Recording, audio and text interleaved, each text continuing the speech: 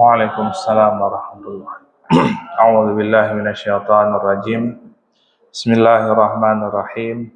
Assalamualaikum warahmatullahi wabarakatuh. Alhamdulillah adada khalqihi wa ridha nafsihi wa zinata 'arsyihi wa midada kalimatihi. Asyhadu an la ilaha illallah wahdahu la syarika lahu wa asyhadu anna Muhammadan 'abduhu wa rasuluhu la nabiyya ba'dah. Rabbi syrah li sadri wa yassir li amri wahlul 'uqdatam min lisani yafqahu qawli, amma ba'd. Alhamdulillah, pada pagi yang berbahagia ini Allah berikan kesempatan untuk mengawali hari kita dengan sholat subuh berjamaah. Ada sebuah kajian, Pak ya. Kalau ingin melihat hari seseorang itu ada keberkahannya atau tidak, bisa diukur lewat sholat subuhnya di mana. Itu yang pertama. Sholat subuhnya di mana? Kan ada yang di rumah, ada yang di pom bensin, mana lagi? Ada yang di perjalanan, tapi ada yang di masjid. Yang spesial yang mana, Pak? Masjid pasti. Kenapa? Ketika kita mengawalinya dengan membuka pagi kita lewat sholat berjamaah di masjid, itu semua pintu kemudahan pagi hari itu akan terbuka lebar. Maka kalau pun ada masalah dan paginya ternyata kita sholat subuh, maka berhusnuzonlah bahwa kalau tidak sholat subuh jauh lebih parah.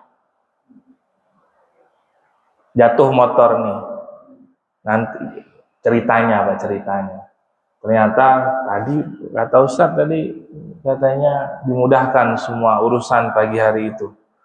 Ternyata saya serempet orang nih. Husnuzon kita Bapak, kalau ndak sholat subuh bukan keserempet, kelindes.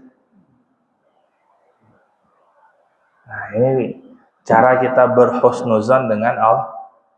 Kalau ndak suzon aja bawaan kita. Udah cukuplah berita-berita yang ada di mana-mana sekarang isinya suzon aja sama orang. Nah, walaupun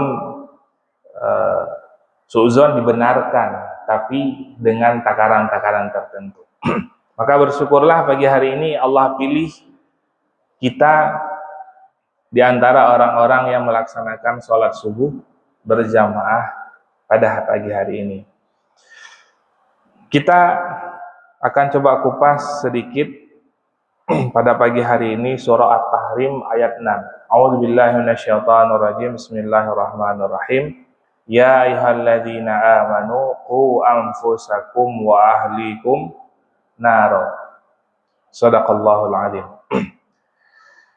Allah perintahkan kita, khususnya laki-laki, Pak. Ini konteks ayat ini adalah pertama sekali dikhususkan bagi laki-laki.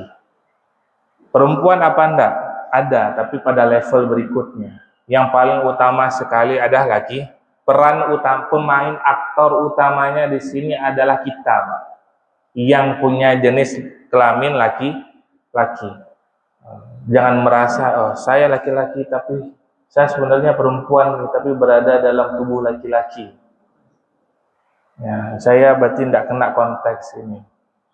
Allah tidak salah nyipta manusia, Pak. Ya, cuma akal kita saja yang sedang tidak baik-baik saja gitu ya. Maka konteks ayat ini dikhususkan bagi kita laki-laki. Secara garis besarnya, bagaimana cara kita sebagai pemimpin dalam keluarga itu membina, mengarahkan, mendidik, baik itu istri ataupun anak, bahkan pun nanti sampai ke cucu gitu Pak ya. Bahkan pun sampai ke zuriyah kita di bawahnya. Apa yang Allah minta? Qu anfusakum. Pertama, jaga dirimu dulu. Ya. Jaga diri kita, kemudian pada level berikutnya keluarga. Dari apa? Dari neraka. Wa ahlikum naro. Jagalah dirimu dan keluargamu dari api neraka. Maka gimana cara menjaga diri kita? Pasti yang pertama apa? Kitanya yang harus menjadi tauladan di dalam keluarga. Sering kadang-kadang Pak ya, saya tidak pernah ngajarin anak saya bohong. Saya tidak pernah ajarin anak saya bohong. Kemarin sore datang teman kita ke rumah, kita lagi istirahat, kita bilang ke anak, nak nanti bilang ayah nggak ada ya. Diketok pintu, assalamualaikum, nak ayah ada nggak ada ya? Ya. Kita dengan bangganya mengatakan, saya tidak pernah ngajarin anak saya bohong.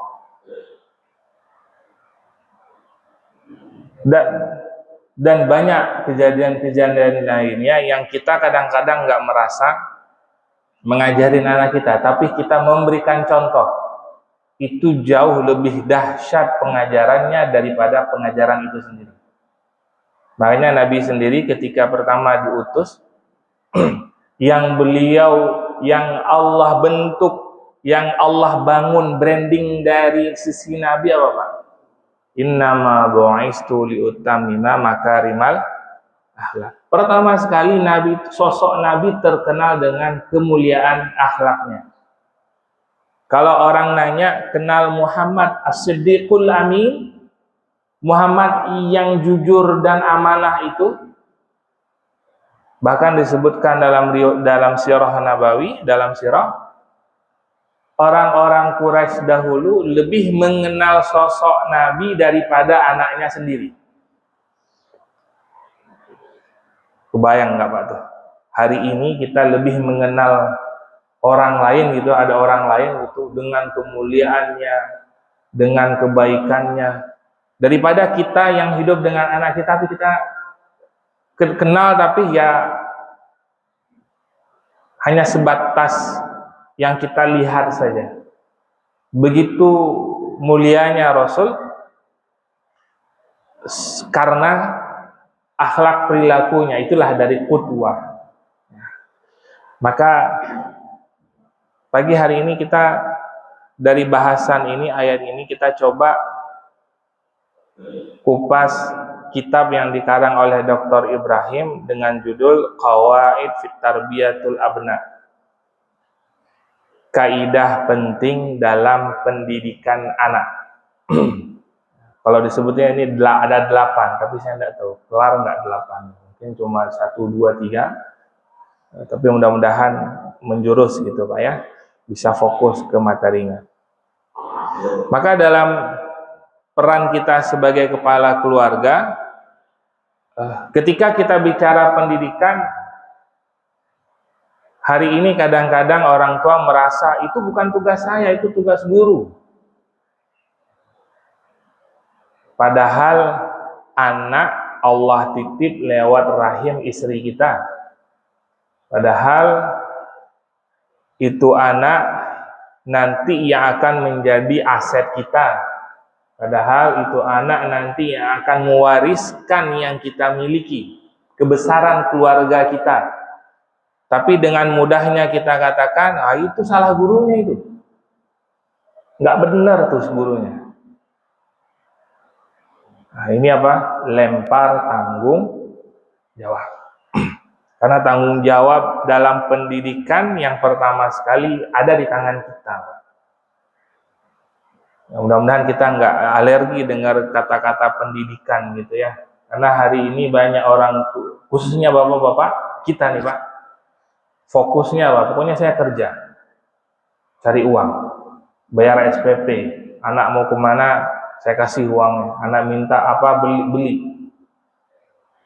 Padahal itu bagian kecil dari peran kita. Bagian yang paling kecil itu. Ada banyak lagi peran-peran yang lain. Disinilah dikupas dalam kitab ini.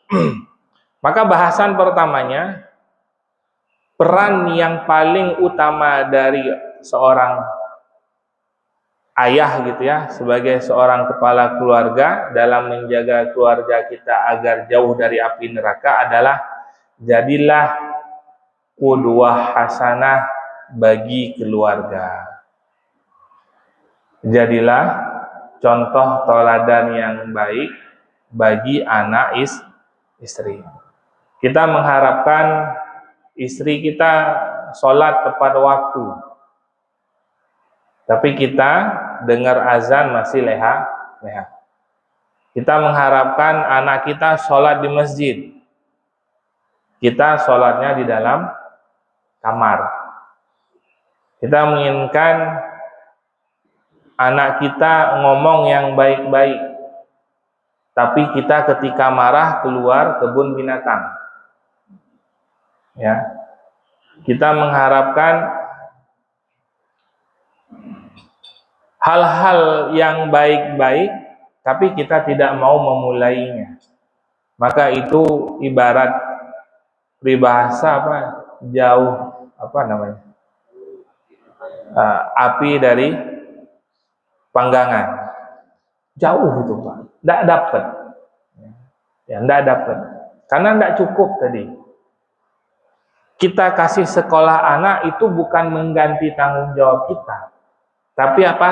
Kita berikan tanggung jawab kita disubstitusi gitu ya. Digantikan sementara oleh peran orang lain yang punya waktu. Bukan berarti kita lepas di rumah gitu. Kita minta anak kita, ayo ngaji. Kitanya TikTokan. Kitanya scrolling. Anak lagi ngaji, kita udah kamu ngaji. Wow, kita scroll gitu ya. Atau YouTubean, macam-macam. Anak kita minta setiap selesai sholat ngaji. Nah, maka susah.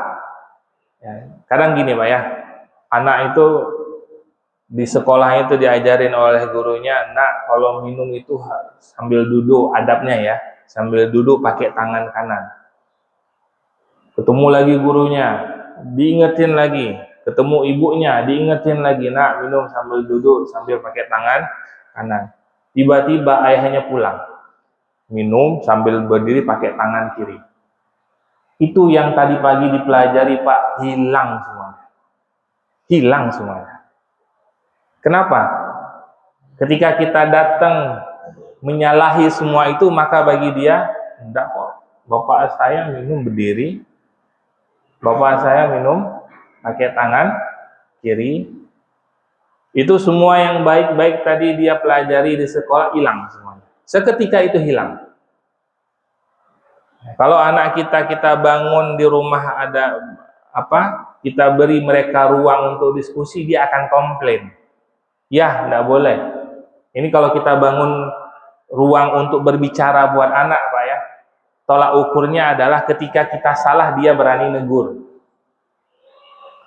Kalau kita salah dia nggak berani negur, berarti selama ini kita menutup ruang buat dia untuk mengungkapkan pikirannya. Bisa jadi selama ini tiap kali dia ngomong, apa kamu tahu? Kamu masih anak kecil, tahu apa? Nggak usah ngajarin orang tua. Ini kalimat-kalimat apa Pak? Menghancurkan anak untuk bisa mengungkapkan pendapatnya. Makanya kita sering mengajarkan, udah minta maaf sama orang tua. Hari ini saya rasa, kita pun rasanya perlu minta maaf sama anak. Kita perlu minta maaf sama anak. Makanya pas kemarin Idul Fitri Pak, Anak yang minta maaf kepada kita atau kitanya yang minta maaf kepada anak?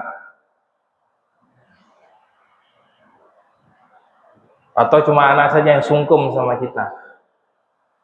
Kita udah sungkem belum sama mereka? Mengakui kegagalan kita dalam membesarkan, mengisi mereka dengan hal-hal yang baik agar terbebas jauh dari api. Ini PR bareng-bareng kita. Maka ketika ada, makanya tidak salah ya, ketika diajarkan dalam kita diajarkan oleh Rasul, kalau ketemu anak kecil, kalau kita kan biasanya anak kecil nyium tangan kita ya. Kalau ketemu anak kecil ya cium juga tangan mereka. Cium dalam artian bentuk kasih sayang, dan juga cium kita hadirkan kalau ayah salah minta maaf ya nak. Ya. Untuk hal kebaikan turunkan ego kita. Ketika kita salah sampaikan. Kadang kan kita keceplosan gitu ya, emosi kita nggak terkontrol. Pas kita sadar, datang ngobrol. Nah, ayah minta maaf tadi udah marahin kamu. Itu Pak, yang tadi awalnya hatinya hancur, itu udah mulai menerima kita kembali gitu. Hari ini banyak ketika marah udah lepas aja begitu. Ya. Sehingga anak datang ke rumah tidak merasa ada kehadirannya, ada kehadiran ayahnya. Nauzubillah. Sampai ada anggapan ayah saya ada tapi dia tiada. Nauzubillah. Dia ada tapi tiada. Maksudnya ya memang ada sosok ayah ada, tapi perannya sebagai ayah tidak ada. Hanya sebatas pencari uang.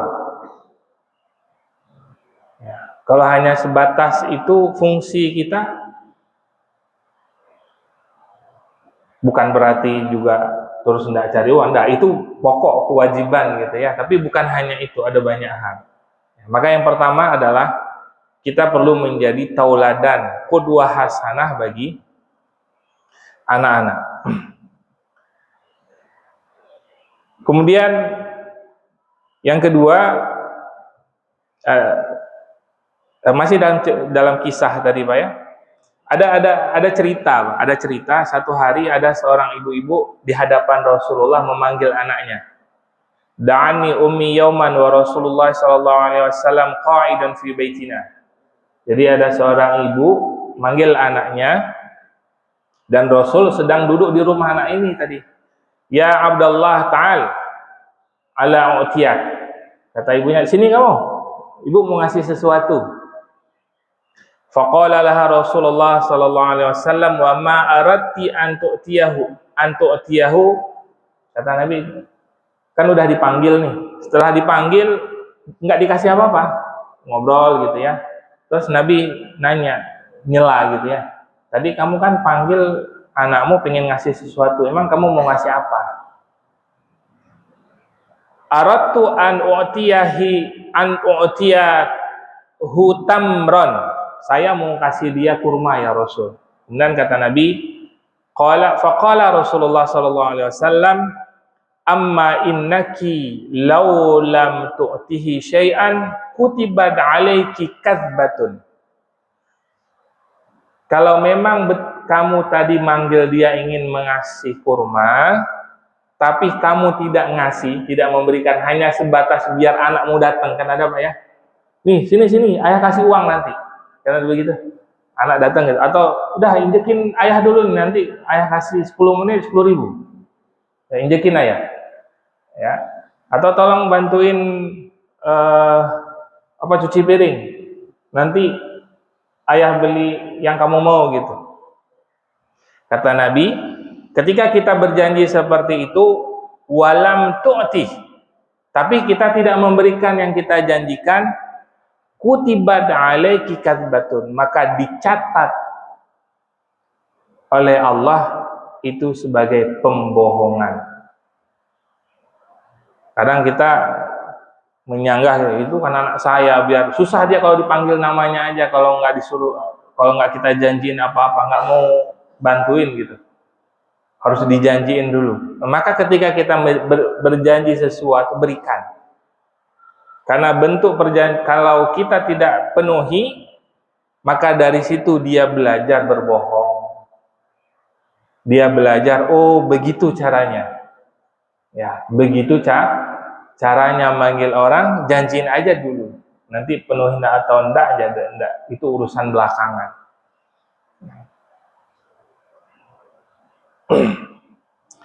Kemudian yang kedua, doakan anakmu dengan kebaikan, jangan dengan keburukan. Pertanyaannya, hari ini sudahkah kita mendoakan kebaikan buat anak kita? Ada enggak, Pak, dalam setiap tengadah tangan kita itu kesebut nama anak kita? Ada empatnya kita sebut. Ya Allah, beri kesehatan buat anak saya. Kita selalu mendoakan orang tua kita, wajib. Ya Allahumma gfirli wa liwalidayya. Itu harus kita doain. Tapi kita sebagai sosok pemimpin dalam keluarga pun mendoakan yang ada di dalamnya. Yang menjadi tanggung jawab kita malah kita kadang-kadang abai. Tidak ada satupun doa yang kita panjatkan buat anak kita. Dulu masih ingat nggak Pak, waktu kita ngasih nama anak kan, pinginnya harapannya anak kita sesuai dengan namanya, betul nggak Pak? Kita pilihkan nama yang terbaik dengan harapan ia menjadi seperti sosok itu. Ya. Jangan kasih nama Trump, Pak ya. Apalagi Netanyahu. Ya cukup itu kalau bahasa sederhana Firaunnya umat ini gitu ya. Kalau zaman Nabi, kalau Musa itu Nabi Musa ya Firaun langsung, Ramses ya. Zaman Nabi Firaunnya siapa, Pak? Abu Jahal. Ya, Firaunnya umat ini ya. Firaunnya umat kita ada dua ternyata, bukan satu. Ya. Ya. Hidup pada satu masa langsung dua orang gitu kan. Yang memang agak berat menghadapinya gitu ya. Namanya siapa? Nah, Trump sama Netanyahu, Firaunnya umat ini. Baik, kembali Pak ya. Itu tadi ya, kenapa sampai ke sana? Nama tadi ya. Kita berikan nama anak kita dengan nama-nama yang terbaik sebagai doa. Maka selalu luangkan Pak sejenak. Bahkan gini, dalam tarbiyah Islamiyah, dalam pendidikan Islam itu disebutin waktu yang paling bagus ketika kita ingin pesan-pesan kepada anak. Di antara waktu yang paling tepat itu apa? Sebelum tidur. Sebelum anak tidur tuh kita temenin dia ngobrol. Kalau kita ingin memasukkan, ibarat kita kalau kita pengen install sesuatu, install ke anak kita hal-hal yang baik, itu tempat paling bagus. Karena dalam psikologi sebut apa? Sebelum tidur itu kan apa? Ininya kita pada level alfa gitu ya. Kondisi kita itu lagi sedang siap menerima yang baik-baik. Maka kalau sebelum tidur isinya marah-marah kita, maka yang didapat yang tidak baik. Kita pingin, misalkan kita masih melihat anak kita ninggalin sholat gitu ya. Nah, ayah minta banget gitu, ayah seneng banget kalau setiap waktu sholat kamu tidak harus diingetin lagi. Ayah seneng banget kalau setiap selesai sholat maghrib kamu ngaji sebentar aja. Nanti cerita ayah dulu sama nenek gitu aja. Jadi dibuat suasananya nyaman. Cuma kalau kita sendiri dengan anak merasa, ya udahlah anak udah pada gede-gede ini gitu ya, udah SMP, SMA. Padahal enggak ada, selama masih masa pendidikan itu tanamkan terus kata-kata terus. Kita pingin yang baik apa kepada dia, sampaikan. Karena apa yang kita sampaikan itu akan mungkin kita anggap hari ini dia nggak perhatian, tapi sebenarnya alam bawah sadarnya sama Pak di kita kan banyak recall Pak, kenapa kita mau datang ke masjid. Oh dulu ayah saya sering ngajak saya ke masjid. Kenapa kita sering ngaji? Karena setiap di rumah dulu ayah ibu kita nenek kita ngaji, itu kan ke recall gitu ya, memori kita. Begitupun anak kita, ketika nanti kita sudah nggak ada, maka nasihat-nasihat itu akan masuk alam bawah sadarnya dia, menjadi doa-doa yang terbaik buat dia. Maka kalau kita lihat Pak, kisahnya Nabi Yusuf, semalam Pak Amri kita di juz 12 ya, di surah Yusuf. Ketika Nabi Yusuf digoda oleh perempuan, bahasa Qur'annya apa Pak? Dan Yusuf pun tergoda. Laulam ra'a burhanun min rabbi. Anak muda Pak, didatangi wanita cantik gitu ya, jangankan muda, yang udah tua pun seneng gitu Pak ya. Nabi Yusuf pun sudah mulai tertarik gitu Pak, dimasukin kamar gitu ya. Bahasa Al-Qur'annya laula an ra'a burhanun min rabbi. Seandainya nggak ada burhan gitu ya, burhan itu seperti hidayah gitu ya, dari Tuhannya, maka terjadilah yang terjadi. Dalam tafsir Ibnu Katsir beliau menyebutkan ternyata burhan itu apa?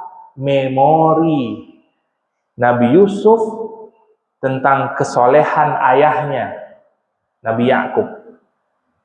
Maka pada momen-momen itu ketika ia akan melakukan maksiat, ingat bapaknya, bapakku Nabi, bapakku orang soleh, bapakku orang baik, ngajarin yang baik-baik.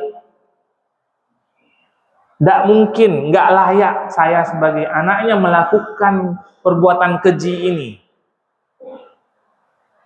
Nah, maka kita berpengaruh buat anak kita. Mungkin hari ini kita nggak merasakan, nanti Pak, ketika kita udah nggak ada, mungkin itu akan dirasakan banget.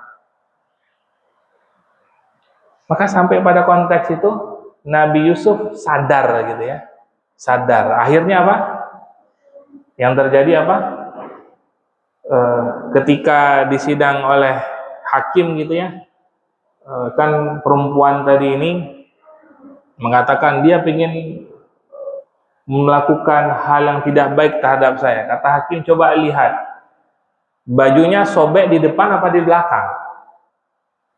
Kalau bajunya sobek di depan, benar, Yusuf salah. Tapi kalau sobek di belakang, wanita ini yang salah. Dan didapati bajunya Nabi Yusuf sobek di belakang. Pengen kabur gitu Pak ya, nggak mau, balik badan. Nah, itu karena apa? Pengaruh doa-doa orang tua. Nah, maka jangan apa yang doa yang bisa kita rutinkan Pak, kita bacakan. Bisa secara langsung, misalkan Pak ya, kalau kita masih ada yang anak-anak sekolah gitu ya, ketika kita antar atau ketika dia keluar dari rumah, salam, nggak hanya cukup salam Pak, cium ubun-ubunnya, Allahumma faqihha fiddin wa alimha at-ta'wil. Tiap hari udah bacain aja terus, Bismillahirrahmanirrahim, Allahumma faqihha fiddin wa alimha at-ta'wil. Di ubun-ubun tapi Pak ya, ciumin. Ya Allah, faqihha fiddin, paham apa, berikan ia pemahaman agama yang banyak, wa alimha at-ta'wil, ajarkan dia tentang ta'wil. Atau doa lainnya Pak yang bisa kita rutinkan bacakan, doakan untuk anak kita, Allahumma ja'alna muqimis shalah wa min dzurriyyatina wa taqabbal du'a. Ya Allah, jadikan kami orang-orang yang menegakkan, mendirikan sholat, begitupun juga dengan anak turunan kami, bukan hanya anak tapi anak turunan kami ke bawahnya. Nah, doa-doa ini Kalau bisa wajibin masuk list bacaan doa kita, Pak. Jangan Rob Allah maghfirli dzunubi, itu udah pasti gitu ya. Kemudian langsung Rabbana atina, ya, jangan langsung ke sana. Tambahin doa buat anak. Allahumma ja'alna muqimis shalah wa min dzurriyyatina wa taqabbal du'a. Atau doa yang berikutnya, Rabbana hab lana min azwajina wa dzurriyyatina qurrata a'yun waj'alna lil muttaqina imama. Ini doa-doa yang umum kita sering baca, Pak ya. Yang umum sering kita baca, masukkan dalam list doa kita. Kalau enggak hafal yang Arabnya, pakai bahasa Indonesia, enggak jadi masalah. Ya, kita panjatkan apa yang kita inginkan.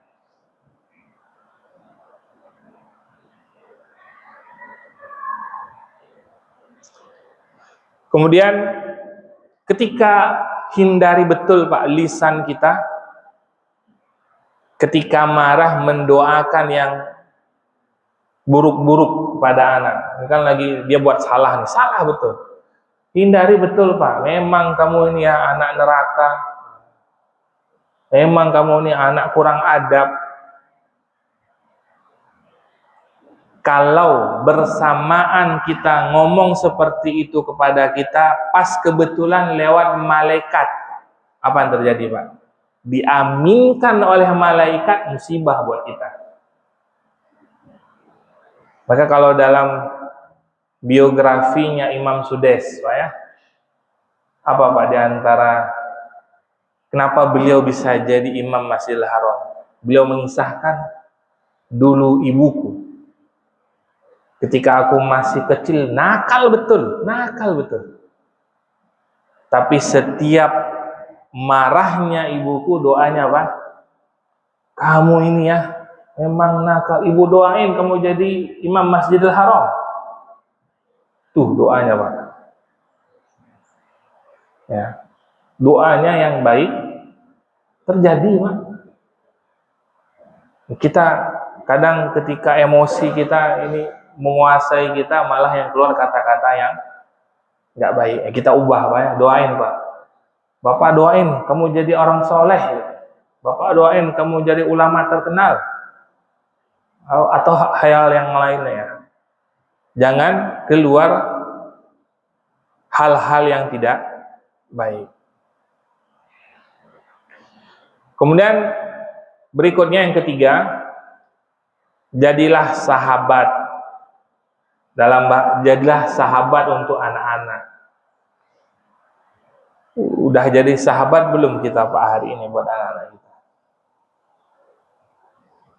Sahabat gimana, Pak? Bahasa sahabat dalam bahasa as-sahabah gitu, al-musahabah. Itu ada 3 hal makna dalamnya. Al-mulazamah, al-muasyarah, al-murafaqah.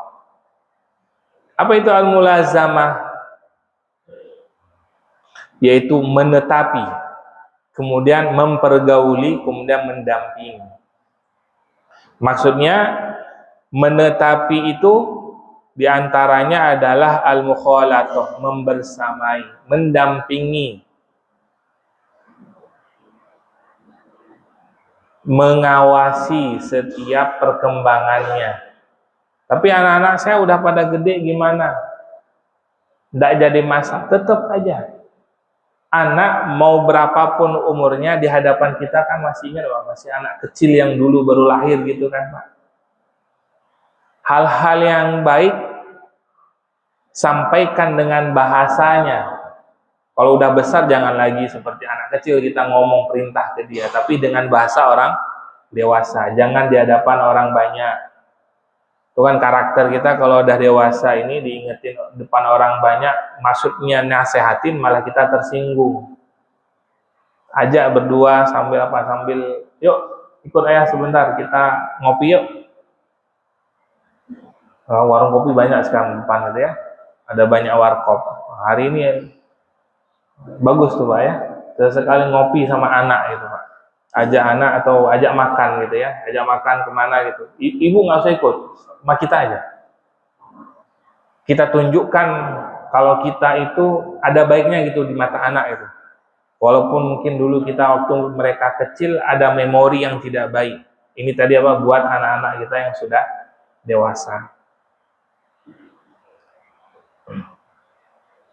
Atau al-musaddaqah, ya saling bersahabat. Sama sahabat gimana, Pak? Kita dengan teman gimana? Kan ngomongnya nggak mungkin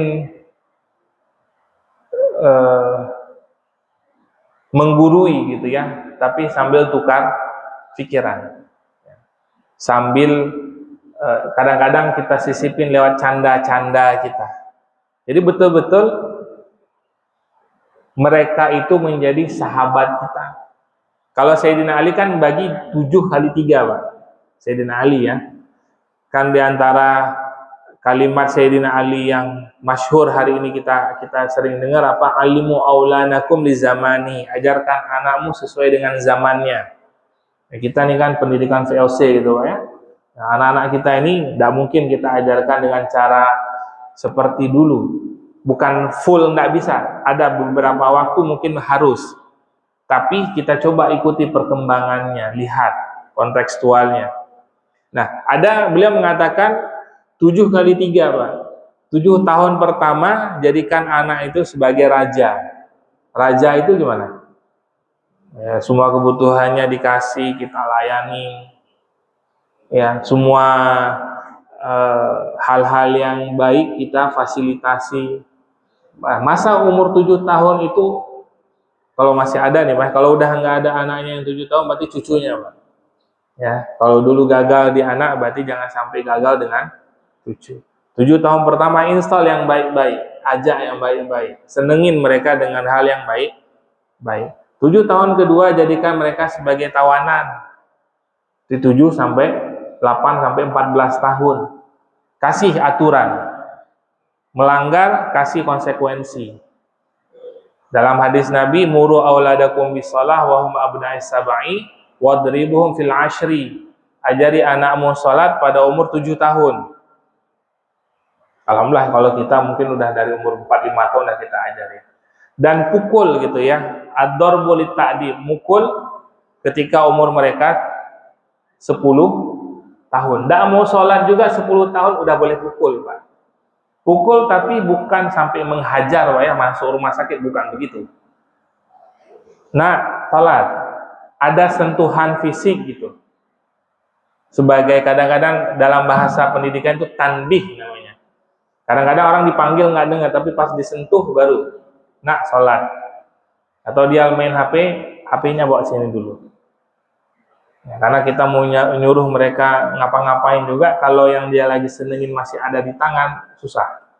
Nah, sini bawa HP, nggak kita lempar atau nggak kita marahin, nggak, ambil HP di sini, sholat nanti ambil lagi ya. Setelah sholat mau main silakan.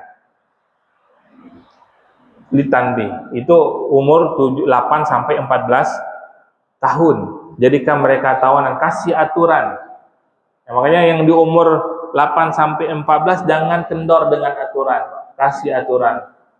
Itu masa kita untuk menginstal mereka tentang kewajiban-kewajiban. Nah, umur 7 tahun ketiga, umur 15 sampai 21 jadikan mereka sahabat. Kalau dia salah, kamu tidak boleh begitu, jangan. Panggil, duduk di depan ngobrol. Ayah lihat tadi kamu ketika telepon, ayah dengar tadi waktu kamu telepon temanmu, kok bahasanya kurang baik ya?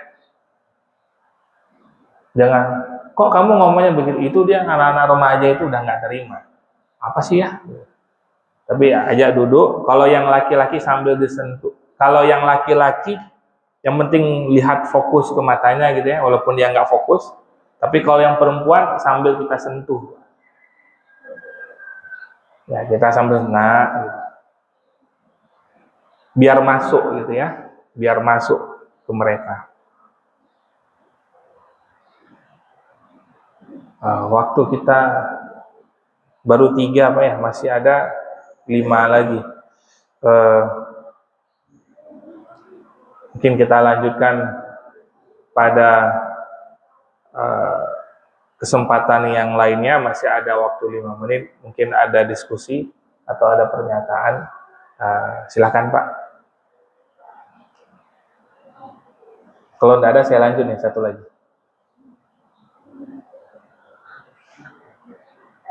Nggak ada Pak ya? Baik, tambah satu lagi Pak ya. Baik, yang keempat, tumbuhkan kepercayaan diri pada anak.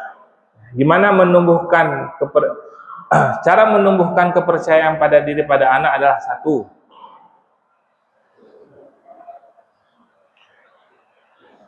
beri mereka tanggung jawab di rumah. Kalau anak perempuan, ajari mereka, nak, cuci piring ya. Jangan kita selalu, bukan kita nggak boleh mengandalkan istri, enggak. Kalau kita tidak mengajari mereka tanggung jawab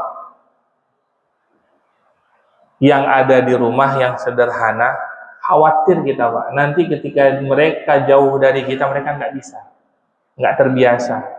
Kan yang di rumah yang sederhana apa Pak? Cuci piring, nyapu, ngepel, nyuci baju, setrika. Ini kan yang rutin Pak ya, sehari-hari mereka bisa lakukan. Maka berikan tanggung jawab mereka.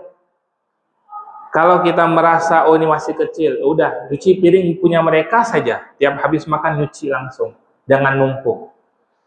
Kalau udah mulai agak dewasa sedikit, udah kelas 4, kelas 5 SD, udah mulai ajarin cara nyetrika baju. Punya mereka saja dulu, jangan punya kita dulu. Jangan punya kita ngasih dulu. Punya dia aja, yang dia pakai dah nyetrika. Toh nanti ada yang lipatnya rusak, jangan dimarahin. Itu sebagai pembelajaran. Nah, ini salah ya, begini. Udah rusak banyak, udah bisa kita beli lagi gitu ya, daripada gara-gara satu baju rusak dia nyetrika gitu, kelupaan sampai kebakar. Udah nggak usah lah nyetrika ini, ngajarin beginian, ada rusak baju semua nanti. Padahal itulah yang menghilangkan kepercayaan diri dia. Dia lagi nyuci piring, ada yang pecah Pak. Kalau kita marahin, maka seketika itu bagi dia nyuci piring itu tidak menyenangkan. Sekali dia nyuci baju gitu ya, yang baju putih berubah jadi kuning gitu ya, karena kelamaan direndamnya. Sekali kita marahin, bagi dia setelahnya apa? Ya udahlah, ada laundry ini, ngapain nyuci baju? Ada laundry ini, ngapain nyuci baju? Tapi kita ajarkan itu untuk menumbuhkan kepercayaan. Ajak mereka bermajelis. Untuk yang laki-laki Pak, ya, gandeng Pak tangannya. Kalau Bapak belum pernah melihat dia sholat di masjid, pegang tangannya, yuk kita ke masjid. Jangan diajak aja. Ini kita dari dulu nggak pernah nih ngajarin. Ya, mereka nggak pernah datang mau sholat ke masjid. Hari ini, besok, nanti zuhur, pegang tangannya, nak, yuk ikut ayah ke masjid.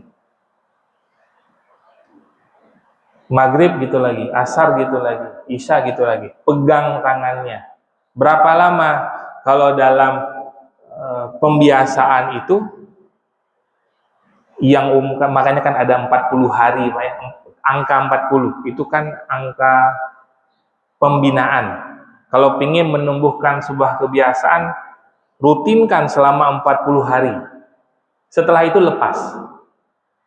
Setelah itu tidak perlu kita ajari, insya Allah udah terbangun. 40 hari. Ya. Apalagi kalau yang masih kecil-kecil Pak. Ya, yang masih kecil, udah nggak mau ikut, gendong gitu ya. Udah nih, nanti kita habis sholat kita beli permen. Habis sholat nanti kita jalan-jalan. Anak-anak kan senangnya begitu ya. Habis sholat nanti adik mau apa, boleh beli. Itu dalam rangka memudahkan gitu ya. Dibolehkan dalam agama dan dianjurkan seperti itu. Sebagaimana dalam hadis ajakan untuk melaksanakan puasa Asyura. Kan Nabi berpesan kepada para sahabat, kalau kamu mengajak anak-anak untuk berpuasa, iming-iminglah dengan sesuatu yang mereka senangi. Kasih boneka kalau yang perempuan gitu ya, kalau yang laki-laki kasih mainan mobil gitu, atau apalah. Dibolehkan, dianjurkan malahan ya, untuk membangun kesenangan, Supaya apa? Bagi mereka ibadah itu menyenangkan. Kenapa ada hadiahnya langsung? Dia waktu kecil, tapi kalau udah dewasa kan kita imannya sudah bagus terbentuk, udah kita mengharapkan hanya pada Allah. Jangan sampai Pak, ini yang banyak terjadi. Jangan sampai anak trauma dengan sholat. Jangan sampai anak trauma dengan puasa. Jangan sampai anak trauma dengan perbuatan baik. Ya, kalau bahasa beberapa asatidz mengatakan jangan sampai trauma syariah. Gimana trauma syariah? Tidak sholat disabit seharian. Maka bagi dia apa? Sholat itu menyeramkan. Makanya tadi apa? Jangan sampai kita salah dalam mengimplementasikan. Pukul tadi dalam hadis, konteks hadis umur 10 tahun nggak sholat itu ad-darbu lit-ta'dib, mukul dalam bentuk mendidik. Kan dalam mendidik kan tidak la yu'zihi, yang tidak menyakiti, tapi memberikan pembelajaran. Baik, 4 hal ini dulu mungkin yang bisa kita bahas pagi hari ini. Insya Allah nanti dalam pertemuan lainnya kita lanjutkan 4 hal berikutnya. Ini semua adalah dalam rangka tadi qu anfusakum wa ahlikum nar. Karena kita tidak mungkin menjadi soleh untuk diri kita sendiri tanpa mengajak anak-anak kita, tanpa mengajak keluarga kita. Ya, karena bagi kita laki-laki, kita punya tanggung jawab seutuhnya di dalam rumah itu. Ya, bukan hanya baik untuk kita sendiri. Oh, suaminya soleh ya, tapi kok anaknya begitu ya? Oh, suaminya pengurus masjid ya, tapi anaknya nggak pernah datang ke masjid. Oh, apalagi lah orang lihatnya berbagai macam pendapat orang. Tapi yang pastinya adalah kita hadirlah di rumah itu seutuhnya dalam rangka menjaga keluarga kita, anak-anak kita, istri kita dan turunan kita jauh dari api neraka. Wallahu a'lam bishawab. Baik, sebelum kita akhiri mari kita berdoa semoga Allah berikan kita kemudahan menjadikan kita sebagai peran dalam keluarga. Baik, ada pertanyaan, silakan. Assalamualaikum warahmatullahi wabarakatuh. Waalaikumsalam warahmatullahi wabarakatuh. Ustaz, mengenai yang mendorong kita untuk bergabung kepada Allah. Ini ayat-ayat yang mendorong kita untuk bergabung. Misalnya contohnya Quran surat An-Nisa 82 yang bunyinya afala yatadabbaruna al-Qur'an kana min ghairillah law ja'alu fihi kana tawafir.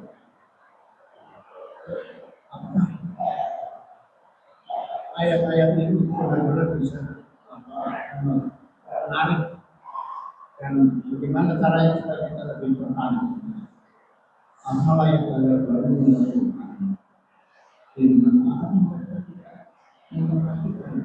Al-Quran kalau kiranya Al-Quran itu bukan dari sisi Allah, tentulah mereka mendapat pertanyaan yang banyak di dalam Al-Quran. An-Nisa ayat 82.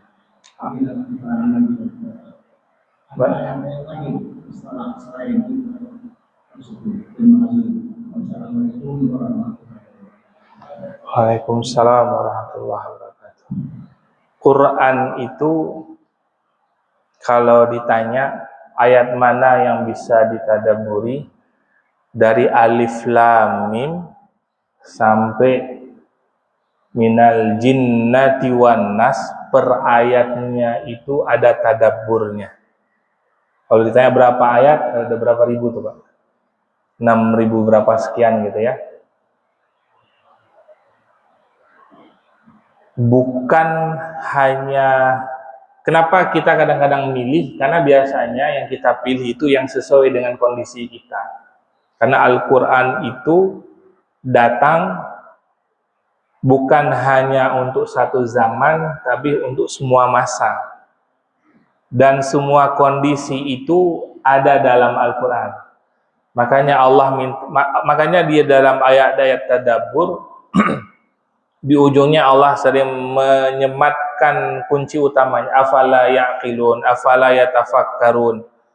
Ini bahasa sederhananya Pak ya.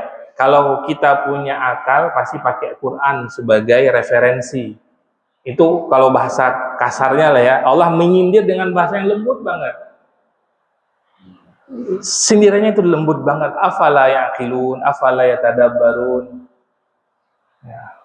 Apakah mereka nggak mikirin gitu? Kan kata Allah, aku sudah kasih akal kamu untuk mikir. Memang nggak mau pakai pikir tuh.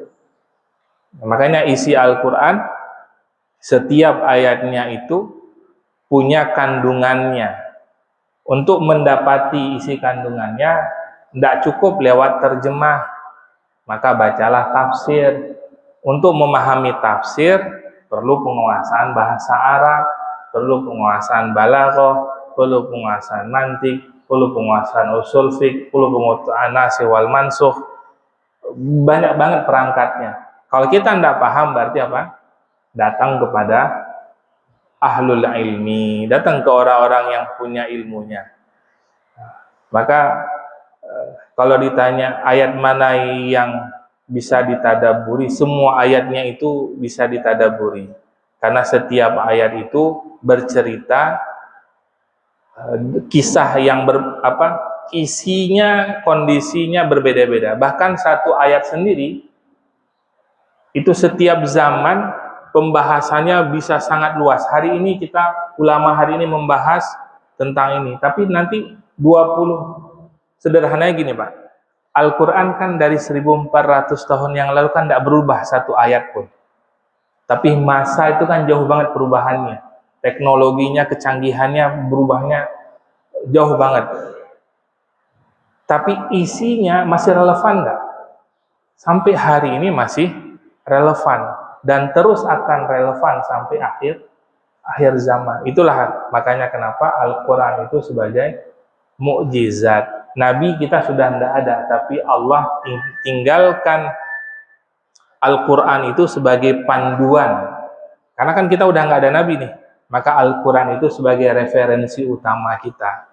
Nah, semua permasalahan dalam kehidupan, semua jawabannya ada dalam Al-Quran. Kalau kita merasa tidak nemu jawabannya, berarti bukan Al-Qurannya yang tidak komplit, tapi apa? Kitanya yang belum nyampe. Kitanya belum nyampe. Ya, jadi begitu Pak. Jadi setiap kalau ditanya ayat mana, semua ayat bisa ditadaburi. Kalau mau detail pasti ditafsir. Ya. Maka kenapa dalam setiap kajian kita kontekstualnya, para asatid itu sering mengangkat dengan kondisi-kondisi yang relevan hari ini, dipakai 1-2 ayat. Karena kalau semuanya digabung, wah itu macam-macam nanti kisahnya. Karena Al-Quran itu pun turun tidak seperti kita baca hari ini Pak. Bukan turun dari Al-Baqarah dulu, bukan turun dari Al-Fatihah, turun malah dari surah Al-Alaq. Karena dalam turunnya Al-Quran itu mudarrijan ala hasbil waqa'i, sesuai dengan kondisi Nabi. Allah menyeting kehidupan Nabi itu macam-macam. Ya. Adapun ayatnya pun turun itu selang beda-beda, loncat-loncat ayatnya. Tapi oleh malaikat baru Nabi diajarkan mengurutkan, oh ini surah Al-Fatihah ini ayat-ayatnya, ini surah Al-Baqarah ini ayatnya dari awal sampai akhir, surah Ali Imran ini ayatnya. Nah itu yang mengurutkannya itu diajarkan oleh malaikat, pasti perintah wahyu dari Allah. Begitu Pak ya. Baik, wallahu a'lam bishawab. Kita tutup, mudah-mudahan kita menjadi orang-orang terbaik bagi keluarga kita, menjadi contoh yang baik buat anak-anak kita, dan Allah jaga kita dan keluarga kita dari api neraka. A'udzubillahi minasyaitonirrajim. Bismillahirrahmanirrahim. Rabbana hab lana min azwajina wa dzurriyyatina qurrata a'yun waj'alna lil muttaqina imama. Allahumma aslih lana ya Allah, Allahumma ja'alna min Allahumma ja'alna min ahli ilmi. Allahumma barik lana fi kulli umur. Allahumma sahil lana fi umurina, fi umuri usratina, fi umuri dunyana. Rabbana hab lana min azwajina dzurriyyatina qurrata a'yun waj'alna lil muttaqina imama. Allahumma ja'alna muqimis shalah min dzurriyyatina wa taqabbal du'a. Rabbana atina fid dunya hasanah wa fil akhirati hasanah wa qina adzabannar. Walhamdulillahi rabbil alamin. Assalamualaikum warahmatullahi wabarakatuh.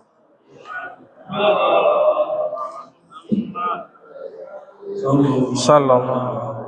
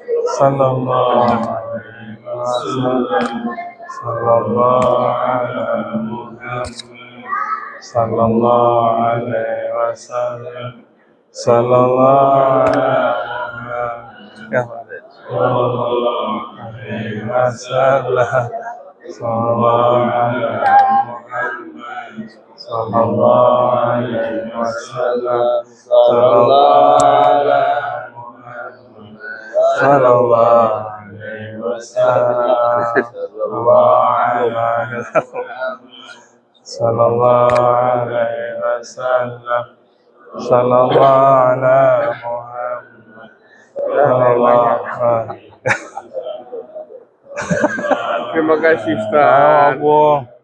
Sallallahu